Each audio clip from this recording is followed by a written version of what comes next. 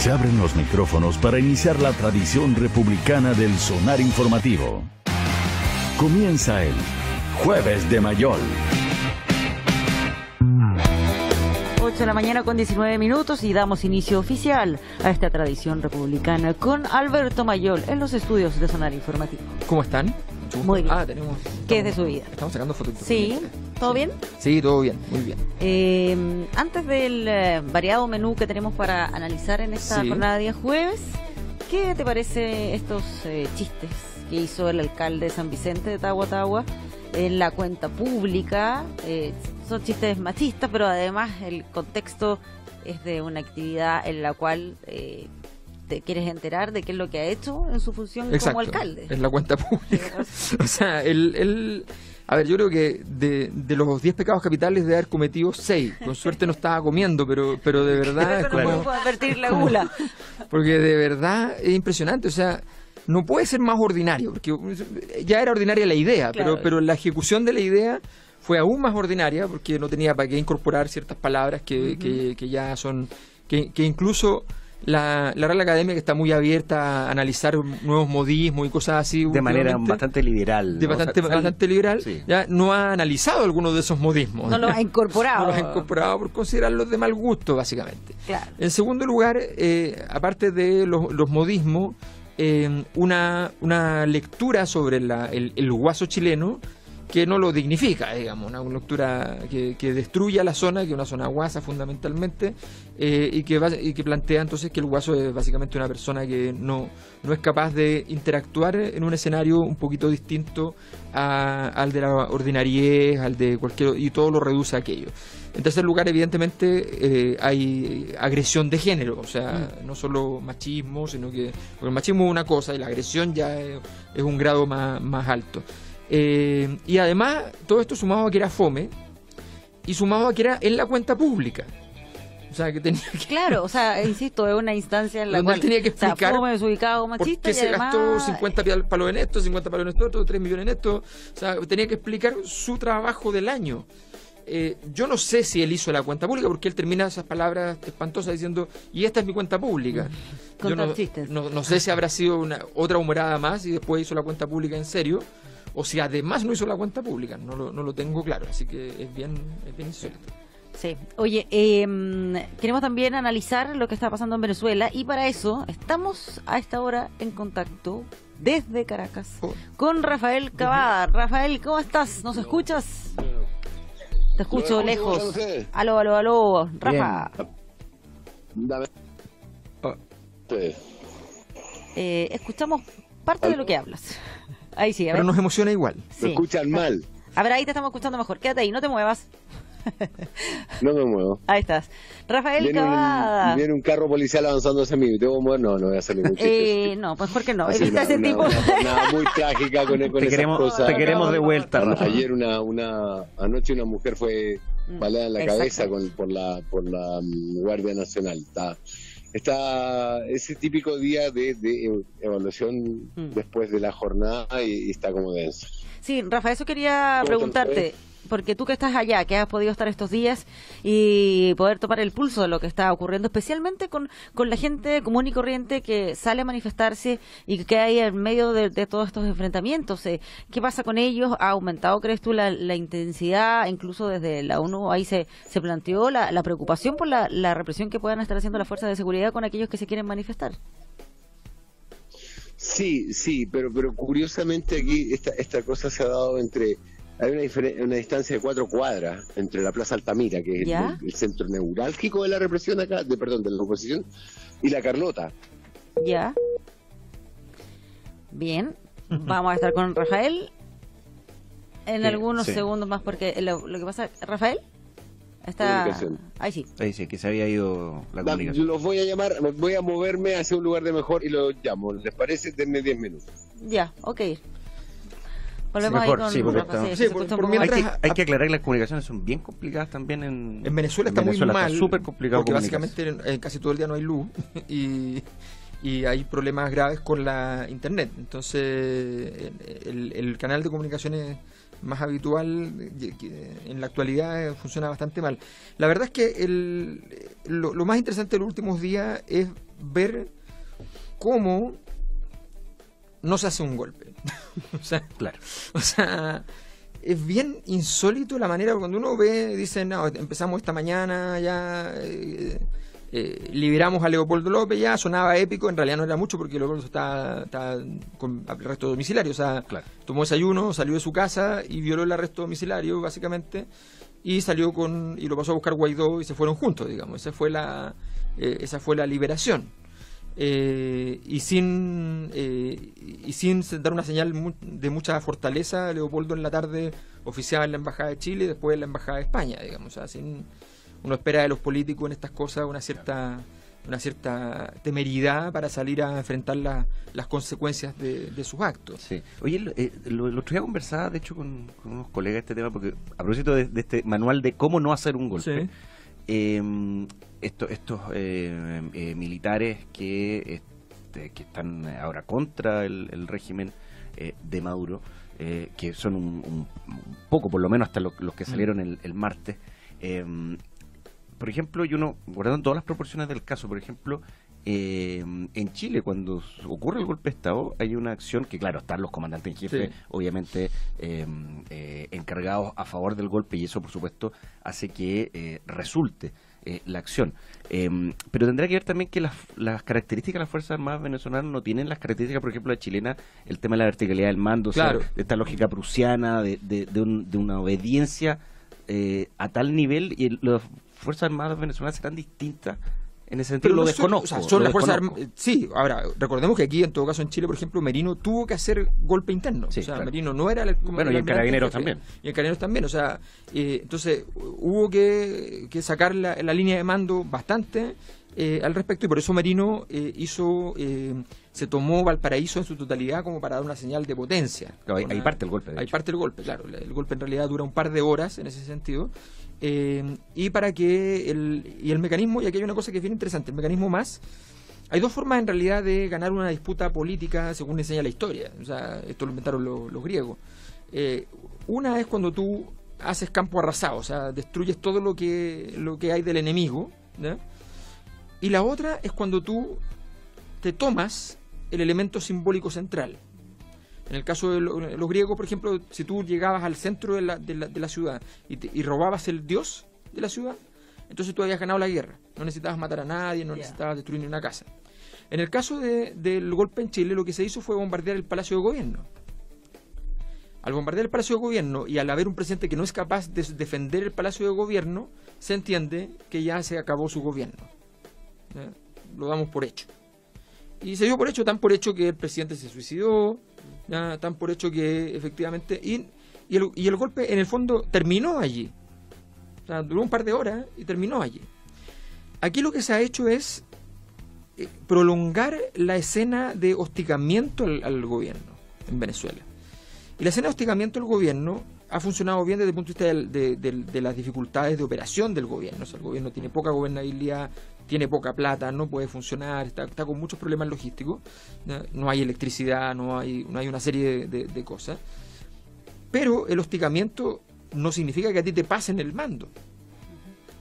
Entonces, la capacidad de gobernabilidad del que está impugnando es muy importante en todo esto, en los golpes de Estado, en los reemplazos de gobierno por una emergencia, aunque sea declarado por el Congreso, cualquier cosa, se requiere que a las pocas horas el nuevo gobernante, recordemos que este señor decía que era el presidente encargado, sí, pero resulta que él está haciendo todo para sacar a un presidente, por lo tanto no puede ser el presidente. ¿Ya? Entonces, cuando tú empiezas a tener problemas de gobernabilidad, o sea, el escenario es que están quedando todos en posición débil. Maduro está débil, evidentemente, pero también Guaidó está quedando muy débil, muy errático, ha dado muchas fechas, las fechas no se han cumplido, y eso, y después vienen una serie de explicaciones, algunas de las cuales voy a decir, bueno, sí, tiene algún nivel de racionalidad, pero en esto no importa la racionalidad, lo que importa es, o sea, la política en este tipo de instancia es muy mamífera y específicamente muy de simio, o sea, aquí cuál es la línea divisoria entre lo que hay antes y después. Claro, es que lo ideal sería que todas estas medidas de presión o las respuestas, los enfrentamientos, el aumento de la tensión, por último, sirviera para establecer un camino de diálogo. Claro. Decir, ok, ya esta situación no da para más, los que están aquí Busquemos viéndose una más elección afectados es la gente, claro. Busquemos una alternativa, pero me da la impresión que nada... Es que yo creo que está ninguno de los pasando. dos grupos está pensando en eso realmente. Todos han dicho que están dispuestos a una negociación, pero mi impresión es que ninguno de los dos grupos está dispuesto a una negociación. Pero Guaidó se va debilitando cuando dice, no, es que teníamos a todos los generales listos, pero después no nos contestaron el teléfono. ¿Ya? Y teníamos a todos los generales listos, pero el problema parece que Rusia apoyó a Maduro y lo amenazó, y por tanto no. Entonces todo eso es pésimo, porque significa entonces que estás en orfandad, que no te está apoyando nadie, y en definitiva se va debilitando tu opción. Insisto, no es un escenario donde la debilidad de la opción de uno fortalezca la de otro, no es que Maduro esté fuerte, ¿ya? Sino que lo que va pasando es que se va desgastando la capacidad de poder de cada uno de estos grupos, ¿ya? Y Pompeo sale incluso diciendo que no descarta la hipótesis militar, que la verdad es que nunca la han descartado. Ya. Pero lo dijeron ya abiertamente, Lo dijo que dijo Estados Unidos abiertamente. estaba preparado para... Claro. Lo dicen con cierta regularidad. Pero lo dicen de otra manera. Antes lo decían estamos disponibles para cualquier hipótesis, Ya. ¿ya? Y ahora dijeron un poquito más... Fueron más directos. Fueron un poco más directos. Sí. Pero en el fondo, cuando tú lo anuncias, es porque en realidad no estás tan disponible. O sea, esto se hace de Para un día para amenazar, otro y se acabó. O sea, no se avisan, no se anuncian los golpes, y es muy delicado, más para Estados Unidos, y ellos lo saben, por eso no lo han hecho, hacer ellos, o sea, qué incomodidad, o sea, cómo... Yo no sé, yo me imagino la Junta de Gobierno de Chile mirando por streaming desde no sé dónde, no sé en qué lugar de los 9 círculos estará, ¿no? pero desde allí mirando lo que pasa en Venezuela y diciendo, pero muertos de la risa, porque diciendo, de verdad, esto es ridículo, así no se hace, o sea, esto no tiene lógica, están partiendo por el final, se veían asustados, además, o sea, Leopoldo se veía... Sí, está su rictus era... Claro, porque además yo creo que a Leopoldo le dicen, no, está todo listo, estamos listos, sale y resulta que no había ni un general, ni una tanqueta, ni un avión. Y con esto también, ¿cuáles son los escenarios que se abren? Porque estoy pensando en qué situación queda Juan Guaidó, podría ser detenido. Yo creo que no lo van a detener. Yo creo que o sea, nunca se sabe. Yo hace años atrás hablaba con una persona muy cercana al gobierno, en ese momento estaba Chávez, estaba asumiendo recién Maduro, y me decía, mire, aquí la verdad, me decía, es que el mejor amigo del gobierno es la oposición, porque cada vez que nosotros cometemos un error, cometemos un error más grande, y el mejor amigo de la oposición es el gobierno. Así que no podemos descartar que efectivamente ahora venga el error del gobierno. Pero en cualquier caso, yo creo que lo que va a terminar pasando es que, salvo que haya una intervención ya más directa, es que se va a repetir esto de las más fechas y más fechas, cada 2-3 semanas, más álgida, y después de vuelta. O sea, no es mucho más lo que vamos. Seguimos acá en el Sonar Informativo. Solo quería hacer una pregunta antes de seguir profundizando en estos temas, Alberto. Sí. Dicen que te vieron cerca de un tugurio en Ñuñoa. Te lo damos. Me vio Te lo damos, y yo lo vi y supe quién era. Conocí su rostro. Y conocí su rostro. Así que sí, efectivamente pero yo andaba en realidad haciendo compras mucho menos interesantes que la del tugurio. En realidad estaba comprando cosas dulces para mi señora en la noche. Qué ternura. Así que estaba cerrado porque obviamente era... ¿Cuándo fue esto? ¿El 1? Fue el lunes en la noche, pero el lunes en la noche muchos lugares están cerrados. Entonces tuve que ir a buscar, ir a las otras hipótesis que siempre están abiertas, digamos. Pero se reconocieron ahí con Te lo damos como parte de esta comunidad. un buen rato, sí. Ya, muy Así bien. que quería hacer un comentario además respecto a lo que pasó en China, o sea, con China, no sé si... Con la gira del presidente, porque he visto muchos análisis respecto a lo equivocado que está el presidente, los errores del presidente, qué sé yo, y ante medios de encuesta probablemente le va a costar algunos puntos, no tengo idea, pero yo tengo la impresión de que el presidente hizo todo exactamente como lo tenía pensado, y que no está necesariamente preocupado por los, comillas, errores. A ver. Me explico.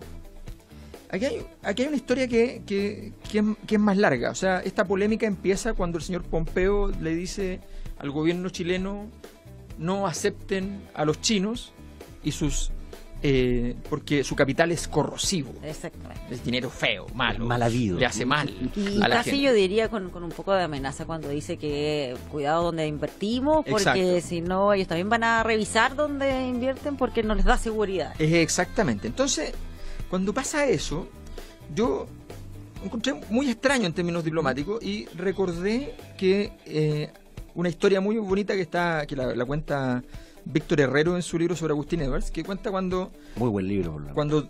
cuando Agustín Edwards toma la decisión de... Los Edwards trabajaban con los ingleses desde siempre, desde el primer Agustín.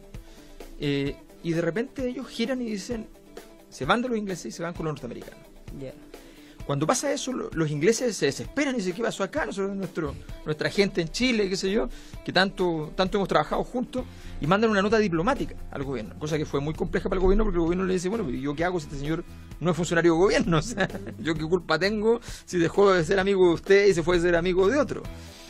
Entonces, pero ellos entendían que en estos países, digamos, bueno, el tipo que no está en el gobierno, si es que es importante políticamente, está en el gobierno, da lo mismo. Entonces manda la nota diplomática.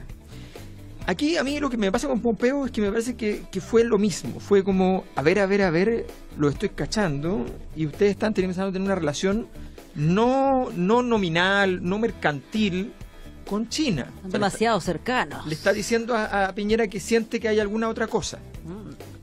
Entonces y ahí hay una cosa que es muy bonita, que es la respuesta que le da el embajador de China en Chile, que normalmente los embajadores de China no hablan. No, y son como muy reservados, es como difícil Casi que nadie los pueda conoce. sacar Y hay una una frase que todos declaración. leímos filosóficamente, que tal vez A no es ver. filosófica, ¿Cuál es? que es la frase cuando él dice, el señor Pompeo ha puesto su cuerpo en el siglo XXI, pero su cerebro sigue en el XX. Interesante. Cuando él le dice eso, todos leímos, no, lo está acusando de poco moderno, qué sé yo. Tal vez lo que le está diciendo es, usted no se da cuenta que el siglo XXI es China, el siglo XX fue Estados Unidos, y que los países se van a ir con nosotros. Papá. Ya. Entonces, tal vez lo que estaba diciendo era eso, no era un problema de la mente realmente, y la cosa, no, sino que le estaba diciendo, no vaya a ser cosa que de aquí al 2030, que cuando los chinos tienen proyectado tener más o menos controlado el escenario mundial, no vaya a ser cosa que en realidad los países empiecen a ir con nosotros. Claro. Y le está diciendo, le quitamos a ustedes un socio importante, porque Piñera era un socio muy cercano para Estados Unidos, y le estamos quitando el socio. Si le están diciendo además que no puede ir a Huawei, es porque algo estaba pasando con Huawei. O sea, está pasando, porque acá está participando Una en licitación. Ya, pero eso es muy chico para Huawei o para Piñera. O sea, no sería muy ordinario que los dos estuvieran preocupados de eso. O para Pompeo. Ya no estaba preocupado Huawei solamente de vender celulares. Claro. Sino que su tema va por otro tipo por de la inversión. articulación con los estados, claro. Pero Pompeo, o sea, para todos estos actores, ese solo caso es una señal, pero no debiera ser suficiente para un gran malestar. Entonces, lo que posiblemente... Y luego nos enteramos que supuestamente, ahora están aclarando el asunto, pero aparentemente lo dijo, andaban en temas tecnológicos dando vueltas, ¿no? Entonces, yo creo que lo que está, el temor de los norteamericanos, o los datos que tienen, no sabemos, ¿ya? Es que en el fondo la articulación de Sebastián Piñera con China pueda ser mucho más sofisticada, mucho más relevante, mucho más estatal y personal, ¿ya? que una simple relación diplomática, y por tanto entonces ahí viene el conflicto donde te dicen, bueno, pero te tiene que tomar las definiciones de por dónde se va, porque a mí me parece que es un caso muy muy interesante, muy muy potente, y que revela que quizás entonces Sebastián Piñera tomó una decisión que no le acomoda a nadie, porque el resto de su gabinete no está de acuerdo, porque no le acomoda a nadie, porque finalmente son años de estar de socio con los norteamericanos, y con los chinos tiene una relación pragmática. Pero aquí lo que está en juego aparentemente es la posibilidad de una relación no solo pragmática. Y eso también tiene que ver con las declaraciones que hizo el presidente Piñera a propósito de esto que cada país tiene el sistema, tiene el sistema político, claro, y que obviamente que le agarró incluso críticas desde el propio Chile. Pero esa frase puede tener que ver con... Recordemos que él tuvo tuvo una reunión que era privada, que era una reunión de carácter político. Uh-huh. Lo que hay que mirar ahora, el gran indicador es si Piñera vuelve a ser tan enfático con Venezuela o no. Hasta el momento no ha sido enfático. No vaya a ser cosa que China le haya dicho, mire, hagamos muchas cosas, pero deje tranquilo a Venezuela, que ellos arreglen su problema. Uh-huh. No queremos que usted esté en contra, ni a favor, ni nada, pero no lidere ese proceso. Y Estados Unidos le había pedido a Piñera que liderara el proceso. El grupo de Lima estaba liderado por Piñera, a requerimiento de Estados Unidos.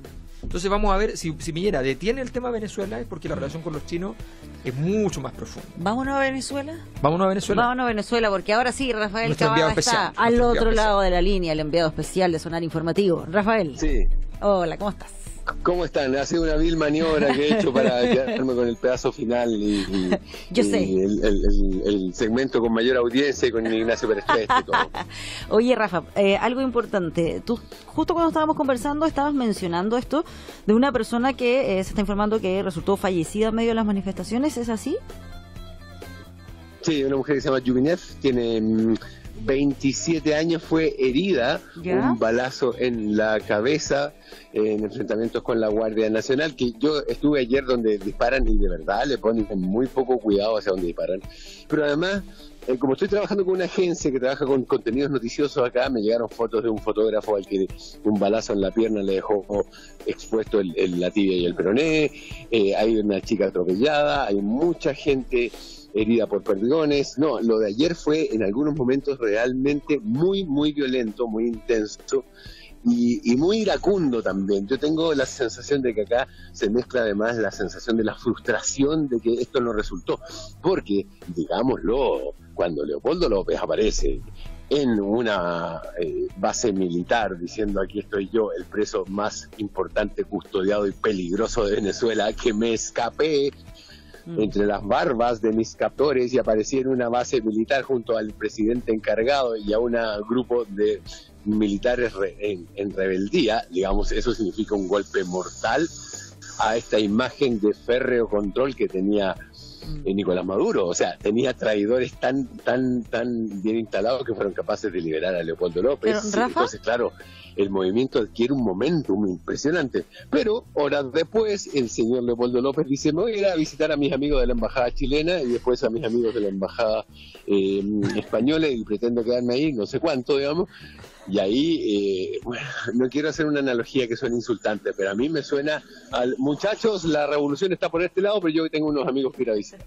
Entonces, eso le hace perder mucho ímpetu al movimiento, y ayer esa ira se palpaba en la calle, esa amargura. Había mucha gente que decía: vamos a pelear, carajo, vamos allá, no escapen. Pero claro, tú vas a manifestarte y la Guardia Nacional empieza a disparar con arma automática, la cosa se pone espesa. Así que yo les mando unas imágenes de ayer de cuando la gente corría, pero de verdad, despavorida, cuando la Guardia Nacional, que ahora sí ha puesto, digamos, su lealtad en claridad, disparaba contra los manifestantes. Y aquí había que, al viejo lema, y además de disparar te daba mucha lacrimógena, mucha, en algunos momentos el aire era irrespirable, y aquí se volvió al viejo gallito de fuerza de cuánta gente quieres poner en la calle, cuánto tiempo puedes aguantarlo, y en eso Nicolás Maduro le llega mucha ventaja a Juan Guaidó y a Leopoldo López. Sí, Rafa, ¿cómo estás? Alberto por acá. Muy bien, ¿cómo estás, Alberto?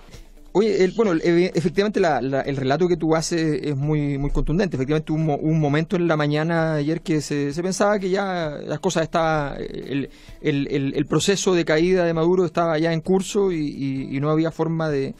Y todo empezó a moverse cuando el mismo Guaidó le dice: bueno, pero de los nombres de los generales que... Entonces, no, esos nombres no los vamos a dar todavía. Y después empieza a decir que en realidad empezaron a llamar a los generales que se habían dado vuelta pero no contestaban el teléfono, y después agrega que además el problema fue que los rusos habían estado presionando a esos generales, y se empieza a ver débil, y entonces la pregunta es: ¿qué pasa cuando tanto el proceso de los impugnadores, aquellos que tienen que hacerse cargo del gobierno y cuya única fortaleza en un momento como este es demostrar que el otro es débil y ellos son fuertes, cuando los dos lados están débiles, es un escenario muy difícil de entender y de predecir para lo que pueda pasar en las próximas horas o incluso semanas? O sea, ¿cómo se enfrentan dos grupos políticos enormemente debilitados, con una confianza decreciente de la población en el apoyo a ambos? Claro, ¿sabes qué? De todo el rumor, de todo el análisis que se ha hecho de esto, decir, tenemos generales, bueno, son mayores, bueno, son tenientes coroneles, bueno, son capitanes. Hay un elemento que a mí hoy día salió en la prensa acá y que es el que me aclara un poco la situación. Acá la versión es que ya las potencias habían acordado en la salida que el avión estaba listo y que el que dijo no fue Diosdado Cabello. Y no tenemos que olvidar que Diosdado Cabello ha sido el segundo hombre del chavismo, no de la revolución bolivariana, no, del chavismo, de la alineadura, de los militares, de la milicia en la calle, de la fuerza de choque. Ha sido siempre Diosdado Cabello. Y la versión que yo leí hoy día decía que los gringos querían juzgarlo por narcotráfico y que al parecer eso contemplaba, digamos, la salida en avión de Nicolás Maduro, dejar a Diosdado Cabello acá y que habría dicho, a ver, ¿con quién se están metiendo? Y ahí el asunto. Y esa versión, aunque dudo de que haya que creer todo de buenas a primeras, pero esa versión tiene al menos sustento en el hecho de que si tú quieres una solución para Venezuela hoy día, no violenta, con un arreglo tipo Yemen, ¿te acuerdas? Donde se saca a la cabeza, pero no se juzga a todo el mundo, no se hace lo que se hizo en Irak, de hacer borrón y cuenta nueva, de hecho que el país no se ha podido recuperar desde el 2004 acá hasta ahora, nada. Entonces eso tiene que contemplar una salida para Diosdado Cabello. Diosdado Cabello es un hombre tan importante y tan peligroso que se dice que Chávez no quiso dejarle el poder a él porque era demasiado personalista. Exacto, o sea, la pregunta es ¿por qué Chávez no le dejó a Diosdado el poder, siendo que evidentemente era el más apto políticamente para recibirlo y siendo que evidentemente Maduro, como yo mismo decía, no estaba maduro? Entonces efectivamente, y eso efectivamente, la explicación que hay aparentemente es la que tú señalas, que efectivamente no confiaba en lo que podía pasar con él tomando el poder, porque él además tiene una capacidad de control enorme de todo el ámbito operativo del país. Además estuvo a cargo de la entrega de alimentos, por lo tanto tiene toda la red de entrega de alimentos, y esas redes no solamente sirven para entregar alimentos, son redes de trabajo, de articulación. Entonces efectivamente esa hipótesis no es descartable. Yo creo que la situación hoy día de negociación además es muy difícil con Estados Unidos, porque Estados Unidos hizo algo que en estos días que no le hace bien a la posibilidad de negociar, que fue haber entregado a Michel Temer en Brasil. O sea, la sensación para un general que quiere negociar con Estados Unidos e irse y venderse, entre comillas, es que resulta que Michel Temer, que trabajó para los norteamericanos, que metió preso a Lula, que destruyó políticamente a Dilma, ¿ya? Y que después él gobernó y le entregó el poder a la siguiente elección, resulta que lo meten preso. Entonces, ¿cuál es el nivel de protección, entre comillas, que te está dando el tipo cuando te dice, no, usted no se preocupe, ayúdenos y va a estar protegido? Fue útil. Claro, fue útil. Entonces, es muy feo tan encima, y probablemente muchos también generales venezolanos dicen, oye, pero ¿cuál es la certeza? Si aquí igual dentro del chavismo estamos entre amigos y tenemos cierto nivel de certeza. Sí, y además lo dijo hoy día en la mañana, o lo escuché ahora en la mañana, Nicolás Maduro hablando de las lealtades. La lealtad se tiene o no se tiene, digamos. Y Estados Unidos ha comprobado en estos últimos días que es un aliado poco confiable con el caso de Michel Temer. Uno puede decir, bueno, pero eso es parte de la política brasilera, pero es que no es tan así, porque Brasil es un país tan corrupto que... tan corrupto por el caso Odebrecht y Petrobras, pero tan corrupto que si de verdad se hiciera lo que se hace en Perú, por ejemplo, ahí estaría presa la mitad de la clase política federal y nacional. Entonces, claro, federal y estadual. Entonces tiene que ver con que ahí hay manos de, por ejemplo, Estados Unidos que te deja tirado, de tus aliados que te dejan tirado, y al menos en eso, si tú eres aliado de Diosdado Cabello, que ojo, todo el mundo coincide que debe ser el hombre más rico de acá. Sí, además se habla mucho de eso. Por el nivel de manejo y de control que tú mencionas que él tiene. Entonces, esa es una lealtad férrea, mientras que la lealtad de Estados Unidos se ha vuelto bastante meliflua. Ahora, siempre hay que decir que si uno camina por Venezuela, siempre vas a ver que es como un gobierno, siempre se asume que el chavismo fue como un gobierno provisional. A mí me llamaba mucho la atención que uno llegaba a los centros comerciales y estaban las tiendas norteamericanas cerradas, pero arrendando el centro comercial durante todo el chavismo. ¿Ya? Tenían el local, el local gigante, así tipo el espacio La Polar, Falabella, qué sé yo, ¿ya? Y cerrado. ¿ya? Mientras estuviera Chávez. Mira, Pero lo arrendaban y qué sé yo, así como, bueno, en algún momento acabará esto y volveremos, digamos. pero ni siquiera que esté cerrado por siempre. A mí me recuerda como estos centros vacacionales. Sí, abren a veces. Muchísima concurrencia, donde en verano llega todo. Llega la central de comida rápida, llega todo, y después se van en el invierno. Bueno, acá es más o menos igual, porque aquí hoy día hay cadenas de alimentos estadounidenses de comida rápida y están trabajando acá. Hay otras que no. Pero como que siempre hay una o sea, aquí estamos. O abren para Navidad las tiendas grandes. En cualquier momento podemos volver. Claro, exactamente. Muy bien. Ignacio, oye, Rafa, y bueno, ya nos quedan pocos minutos, así que directo. La posición de Juan Guaidó, entendiendo lo que relatabas tú y lo que hemos conversado con Leopoldo López en este momento en la embajada de España, ¿en qué pie queda Juan Guaidó? Mira, es que Juan Guaidó, de verdad, yo no quiero sonar arrogante, siendo que yo soy un extranjero y conozco poco de la historia de Juan Guaidó, lo que conozco más o menos todos lo que lo vimos juramentar y nos preocupamos de leer un poco, pero de verdad Leopoldo López tenía muchas más credenciales que él, y todo el mundo habla de Guaidó como el apadrinado de López, y sin embargo él saca a su padrino de la cárcel y su padrino sale al lado de él, pero después escapa corriendo y deja a Guaidó en una posición muy incómoda. Porque Juan Guaidó tiene que salir ahora. De hecho, López no ha vuelto a hablar.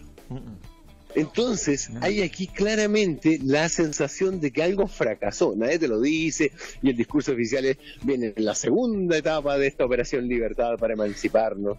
Pero Leopoldo López no volvió a hablar. Juan Guaidó habla de una huelga general y el día del país funciona como cualquier otro día. Habla de la presión constante en las calles y hoy día yo estoy parado frente a niños que van a clases. Entonces Juan Guaidó, y es la segunda vez que le pasa, es la segunda vez que se para diciendo ahora sí que sí, se nos viene la liberación, y no pasa nada. Pasó en Cúcuta, donde hizo tomar parte a nuestro presidente Sebastián Piñera, que se compró el caramelo completo y después salió ahí parado en una revolución que nunca llegó, esperando la micro que nunca pasó, y ahora es de nuevo. Aquí vamos con los compañeros alzados en armas, diría el viejo lenguaje revolucionario, y los compañeros alzados en armas, compadre, desaparecen. De hecho, al final parece que las cifras de militares sublevados entre 40 y 80, si tú con 40 y 80 militares sublevados no haces nada, y si querías hacerlo, bueno, tenés que contar, por ejemplo, con el apoyo de la aviación. Estaba una base aeromilitar, no despegó ni un helicóptero. Entonces, la sensación de debilidad política, de falta de manejo para negociar en el momento oportuno, le está costando mucho a Juan Guaidó. Eso sí, sigue siendo, y ojo a lo que te digo, sigue siendo la mejor carta que tiene la oposición venezolana, que desde el principio del movimiento bolivariano ha demostrado una ineptitud de manual. Oye, no era un golpe, era una batalla de la Concepción. ¿Qué? Era la batalla de la Concepción, no era un golpe. Era 60 contra 3.000. Oye, estaba muy interesante la conversación, estamos muy entretenidos, pero ya detalle. son las 9 de la mañana, así es que tenemos que dejarlo hasta acá. Pero Rafa, qué bueno que nos pudimos comunicar pese a toda la adversidad, y poder escucharte ahí. Y sí, no, y fue un gran rato agradable. Se les extraña, no veo la hora de estar de nuevo sentado ahí con ustedes. Te extrañamos, Rafa, así que vuelve pronto y cuídate. Te esperamos. Y vinieron a verte, después te contamos. Sí, exacto. Sí. Después tenemos los detalles Un por internet. abrazo, Que estés bien. Chau, chau. Chao, Rafa.